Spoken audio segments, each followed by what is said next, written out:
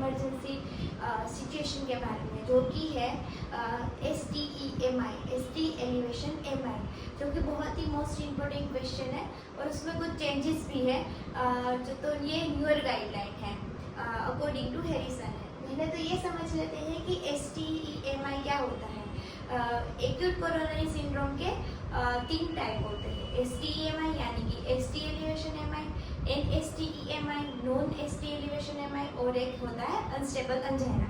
उसमें से आज हम बात करेंगे STEMI यानी कि ECG में अगर आपको ST एलिवेशन दिखे उसका क्राइटेरिया है ये मैं आपको दिखाऊंगी, अभी पढ़ाऊंगी। तो ST एलिवेशन दिखे तो आपको, और पेशेंट चेस्ट पेन पर्टिकुलर की कंप्लेंट लेके आए हो, तो आपको इमरजेंसी में क्या मैनेजमेंट करना है। पहले तो ये देख लेते हैं कि STEMI यानी कि कोई जो आर्टरी है हार्ट की उसका कंप्लीट ओक्लूजन हो जाता है, जिसकी वजह से मायोकार्डियल नेक्रोसिस हो जाता है।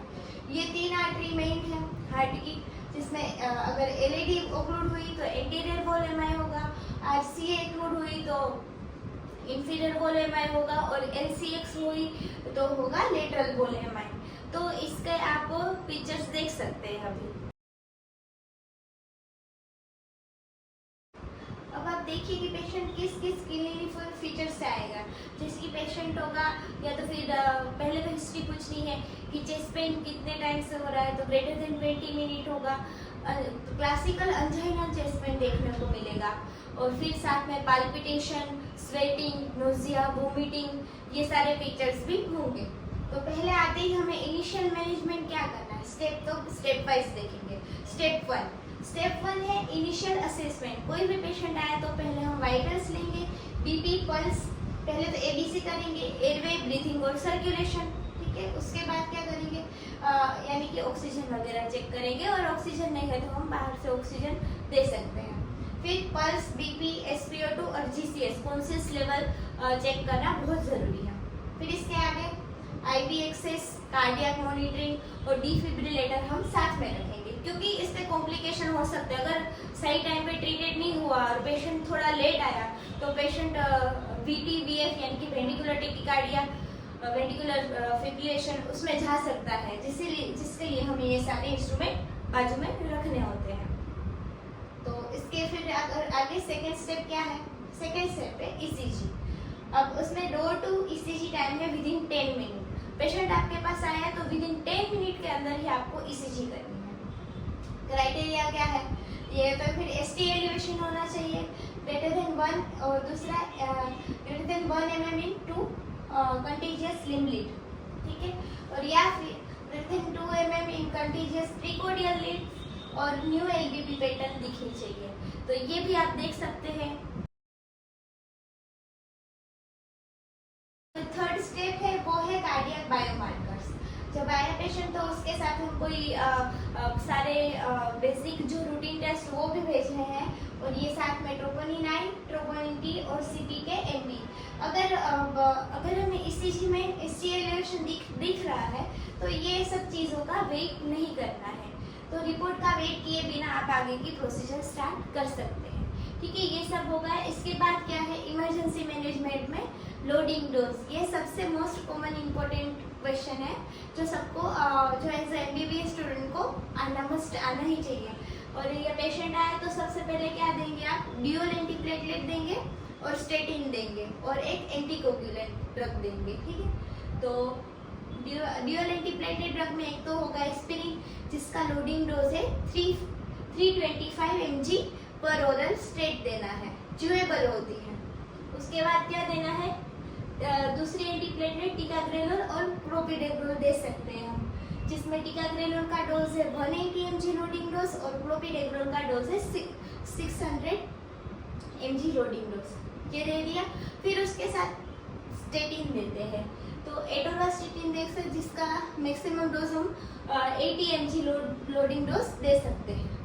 उसके बाद एक एंटीकोगुलेंट देंगे, जिसमें अभी तो न्यूअर एंटीकोगुलेंट ड्रग आ गए हैं, पर ये अनफ्लेक्सिन हिपेरिन भी दे सकते हैं हम, जिसमें 60 यूनिट पर kg IV बोलस देंगे और फॉलो बाय हम इसका इन्फ्यूजन देंगे।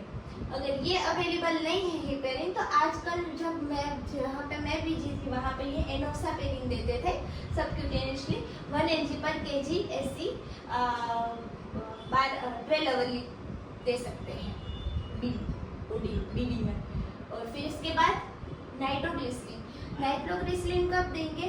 जब सिस्टोलिक बीपी 90 से अबव होगा तभी देंगे। और पेशेंट ने या तो फिर और पेशेंट ने ज़्यादा कॉन्शियस हो तभी देंगे।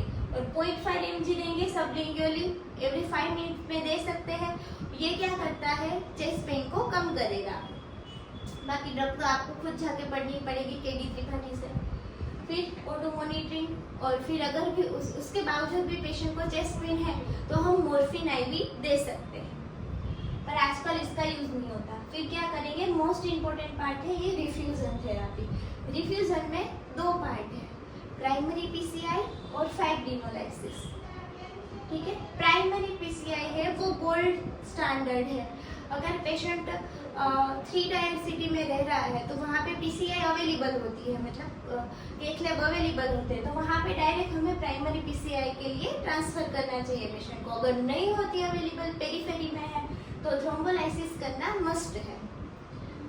प्राइमरी पीसीआई गोल्ड स्टैंडर्ड है। ठीक है, अब इसमें ये पूछते हैं, ये सबसे इम्पोर्टेंट क्वेश्चन है जो पूछा जाता है INICAT और नीट पीजी के एग्जाम में, जो कि है डोर टू बलून टाइम।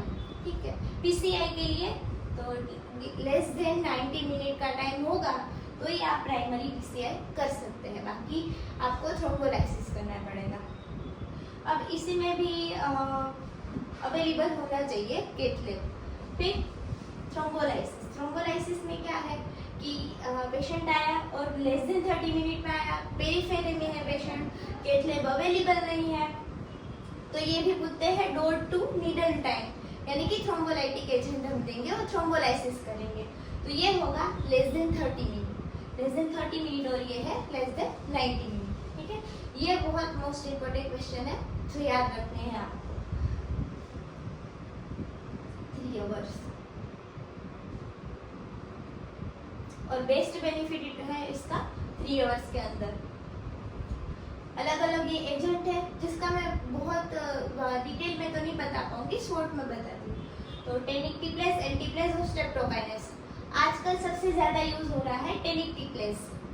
अभी भी पेरीफेरी में स्ट्रेप्टोकाइनेस ही देते हैं, पर टेनिक्टिप्लेस जो मेजर जहाँ पे मेजर सिटी है वहाँ पे टेनिक्टिप्लेस देते हैं। टेनिक्टिप्लेस का जो डोज है वेट बेस है, जैसे कि लेस देन 60 kg होगा तो 30 mg, 60 to 69 होगा तो 35, 70 to 79 होगा तो 40। तो वेट बेस कंप्लीट है जिसमें, और ये इजी रहता है, इसमें इन्फ्यूजन नहीं होता। फिर एल्टीप्लेस कब देंगे? एल्टीप्लेस देंगे 15 mg IV bolus follow by 0.75 mg पर kg, मैक्सिमम 50 mg दे सकते हैं और ओवर 30 मिनट देना होता है। और स्ट्रेप्टोकाइनेस तो आप पता ही होगा, जहाँ पे मैं अनंता में जहाँ पे मैं पीजी रेजिडेंसी करती थी वहाँ पे मोस्ट कॉमनली स्ट्रेप्टोकाइनेस देते थे। 1.5 million unit in 100 ml NSAID over 30 minutes to 60 minute के अंदर स्लोली देना होता है। और साथ में हमें वाइटल्स वगैरह तो मॉनिटर करने ही है। अब इसका कॉन्ट्राइंडिकेशन क्या है? कॉन्ट्राइंडिकेशन तो अगर रिसेंट कोई सर्जरी करवाई हो रिसेंटली, फिर स्ट्रोक की हिस्ट्री हो रिसेंटली 3 to 4 मंथ में, या फिर ब्लीडिंग हो कोई सी भी, तो हम थ्रोम्बोलाइसिस को टोटली अवॉइड करेंगे। फिर सेकेंडरी प्रिवेंशन, यानी कि ये सब हो गया, उसके बाद क्या करेंगे? उसके बाद पेशेंट को 4 या 5 ड्रग पे रिलीव करना होता है, जिसमें खुद एंटीप्लेटलेट, एस्पिरिन देंगे, या फिर पीसीआई के बाद वो डिसाइड होती है कि कौन सी दूसरी एंटीप्लेटलेट होती है। फिर सेकेंड ड्रग है statin 40 to 80 mg according to patients reports. फिर उसके बाद होती है बीटा ब्लॉकर अवॉइड करते हैं जो अगर कॉन्ट्राइंडिकेशन हो तो। फिर उसके बाद देंगे एसी इनहिबिटर और ARB इनहिबिटर। और साथ में अगर चेस्ट पेन हो तो उसके लिए सबलिंगुअल नाइट्रोग्लिसरीन दे सकते हैं हम। ठीक है, तो ये था इन शॉर्ट में हैरिसन बेस्ड STEMI का मैनेजमेंट। आई होप कि आपको ये वीडियो अच्छा लगा होगा। अगर अच्छा लगा है तो लाइक करें, शेयर करें, सब्सक्राइब करें, और काफ़ी सारे लोग कमेंट भी करते हैं तो ये देख के अच्छा लगता है मुझे। तो थैंक यू फॉर वॉचिंग।